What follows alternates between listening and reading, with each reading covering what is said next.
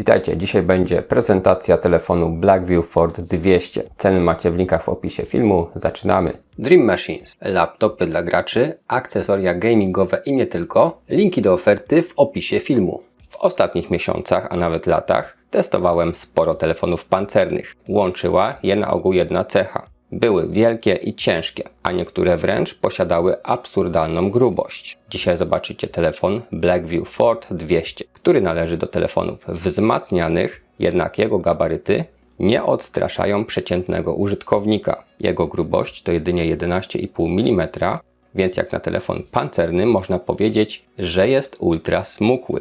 Waga to 268 gramów, co jest również niezłym wynikiem. Rzućmy okiem na samą obudowę. Tył wygląda kosmicznie. Znajdziemy tutaj różne wzorki oraz mocno wystającą wyspę z aparatami. Boki telefonu posiadają gumowe elementy wzmacniające konstrukcję. Od spodu mikrofon, uszczelniony głośnik i również uszczelnione gniazdo ładowania USB typu C. Po lewej stronie uszczelniana tacka SIM, tacka mieszcząca dwie karty SIM lub kartę SIM i kartę microSD. Jest także odznaczający się kolorem dodatkowy programowalny przycisk. Przyciski działają lekko i intuicyjnie, natomiast niezbyt lekko, jak to się zdarzało w niektórych telefonach. Prawa strona wyposażona jest klasycznie w przyciski do regulacji głośności oraz główny przycisk włącznika, w którym ukryto czytnik linii papilarnych. Działa on dość szybko i sprawnie. Odblokować telefon możemy także wykrywaniem twarzy, korzystając z przedniej kamery. A jak jest z jego odpornością? Certyfikat MLSTD 810H zobowiązuje. Telefon przetrwa nawet upadek z 6 metrów pod odpowiednim kątem. Co ciekawe, przy upadku z 1,5 metra producent uznaje urządzenie za niezniszczalne, a pracować może w temperaturze od -20 do +55 stopni Celsjusza. Posiada pełną pyłoszczelność i wodoodporność, także na wodę o temperaturze do 80 stopni Celsjusza, a zanurzyć możemy go na 30 minut, nawet na głębokość 2 metrów. Smartfon może pochwalić się ekranem sporej wielkości, bo jest to 6,78 cala. Mamy tutaj matrycę IPS z rozdzielczością 1080 na 2460 ze zmiennym odświeżaniem do 120 Hz. Wyświetlacz zapewnia żywe kolory i świetne kąty widzenia. Ale co ważne, jest bardzo jasny, ponieważ maksymalna jasność to 700 nitów. A co z wydajnością? Procesor MediaTek Helio G100 zapewnia niezłe parametry jak na pancerniaka, ale daleko mu do topowych procesorów z klasycznych flagowców. Nie posiada także obsługi sieci 5G. Telefon za to posiada na pokładzie gigantyczną ilość pamięci RAM. 12 GB to RAM sprzętowy, ale możemy go rozszerzyć o kolejnych 36 GB pamięci wirtualnej, dzięki czemu otrzymujemy w sumie 48 GB. Czy to faktycznie coś daje? Na pewno tyle, że możemy mieć uruchomionych kilka aplikacji w tle i płynniej się między nimi przełączać. Ale jakiejś magii nie oczekujcie. Natomiast gry, które testowałem, działają płynnie. Nawet Genshin Impact czy Call of Duty Mobile. Jest nieźle pod względem pojemności dysku. Mamy do dyspozycji 256 GB. Na dzisiejsze czasy nie jest to dużo, ale w przeciwieństwie do topowych producentów możemy dołożyć kartę pamięci i jej pojemność może wynosić nawet 2 TB.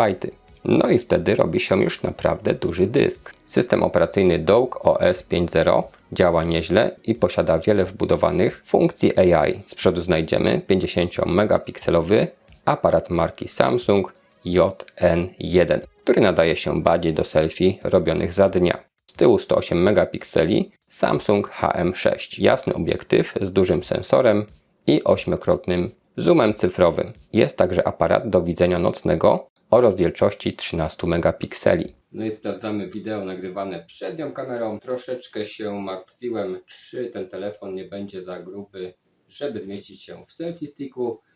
Udało się na styk. Ocencie jakość obrazu oraz dźwięku.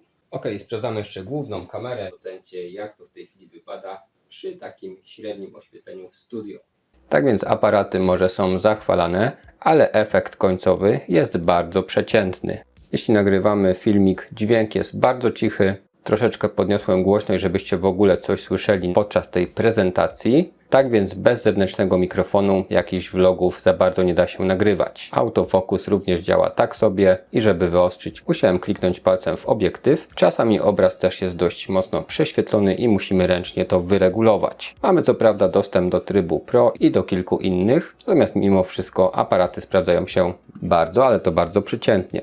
Odnośnie grubości, no to powiem Wam, że mój prywatny telefon, czyli Motorola Edge 50 Neo w pancernym etui był nawet trochę grubszy niż testowany Blackview Ford 200. Tak więc pod względem grubości, jak na pancerniaka, jest bardzo dobrze. Jak wypadają przykładowe próbki zdjęć i filmów, mogliście ocenić. Da się z aparatów skorzystać, jednak nie nazwałbym tego modelu telefonem fotograficznym. Chociaż producent w swoich materiałach poświęcił aparatom większą część prezentacji, zasilanie jest nieźle. Zmieszczono baterię o pojemności 5000 mAh z ładowaniem o mocy 33 W. Naładowanie od 0 do 100% potrwa jedynie nieco ponad godzinę. Na dodatek możemy ładować także indukcyjnie z mocą 15 W, a jest też funkcja dzielenia się energią z mocą 5 W, dlatego możemy z telefonu podładować smartwatcha lub słuchawki. W pełni naładowana bateria pozwala na 38 godzin rozmów lub około 5 godzin grania albo o godzinę więcej oglądania filmów. Czas czuwania to 480 godzin. Głośniki mają moc 2 W i sprawdzają się mniej więcej tak.